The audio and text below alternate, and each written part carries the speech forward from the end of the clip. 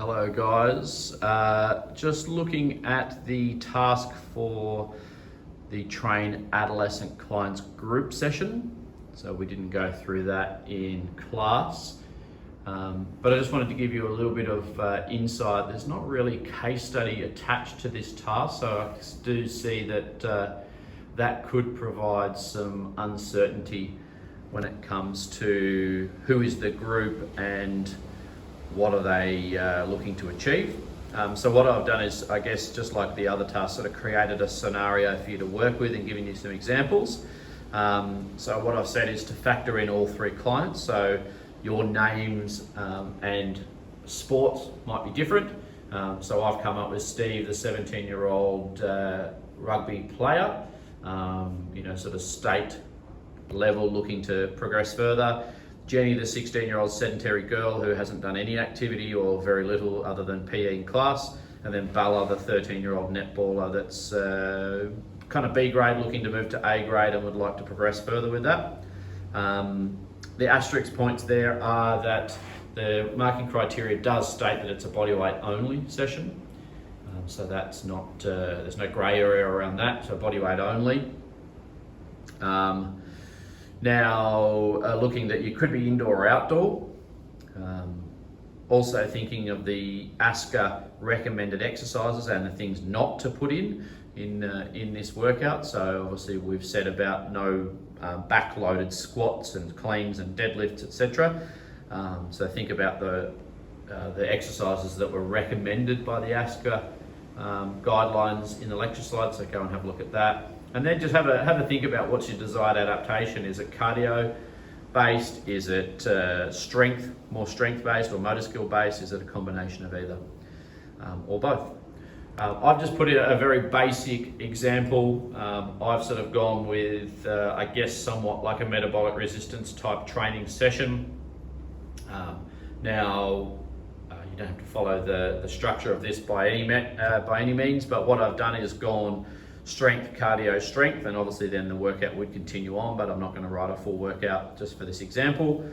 As you can see there, I've listed the squat movement as station 1, 40 seconds on, 20 seconds off. Again, group training, we need to look at progressions and regressions. So if I factor in those three clients that I've listed on the left-hand side, being Steve, Jenny, and Bella, they are so different in their capabilities. From Jenny, the sedentary girl, to Steve, the reasonably well-conditioned and well-strengthened individual.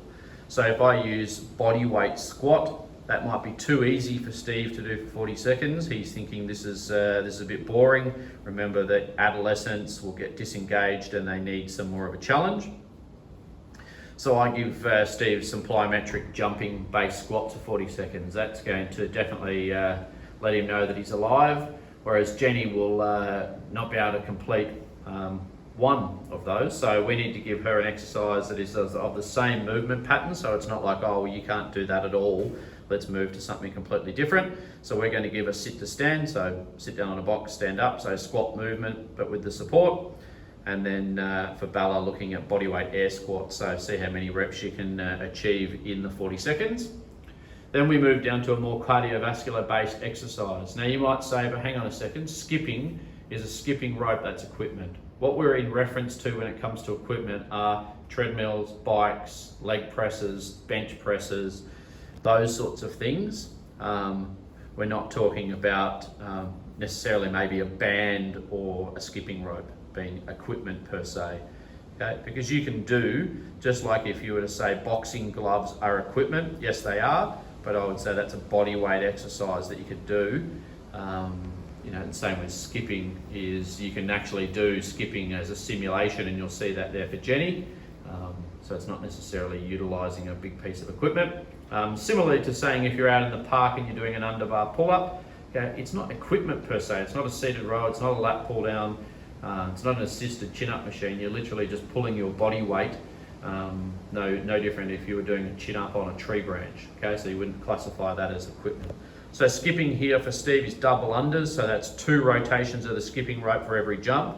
If you haven't seen them, Google them, go give it a shot. It's very challenging. It's a CrossFit requirement that they need to be able to do. So go to crossfit.com and have a look at their double unders. There'll be plenty of it. And then say for Jenny, just simulation, so no actual rope. So just a very small jump, or even just a kind of like a step, changing from side to side. And then single unders, regular skipping for 40 seconds for Bella.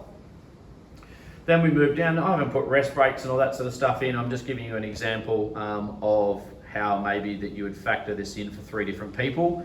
Okay, obviously you know the people that are in this group session, so that's good. So just think about, Steve brings one of his teammates, Jenny brings her friend Vicky, and Bella's got another girl from netball. So straight away you've got 6 people involved and you meet the criteria of 4 to 10.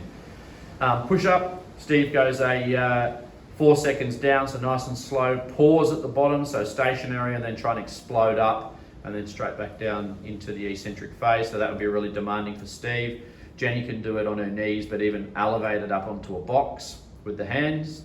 And then say Bella might do as many reps as possible, or as many as possible on the toes, and then straight into as many as possible on the knees. Okay, so hopefully that gives you a little bit of an understanding, a bit of clarity, a bit of direction in the group session. For your program design, because I do appreciate we didn't cover that in class. So that is it for group session for train adolescent clients. Good luck.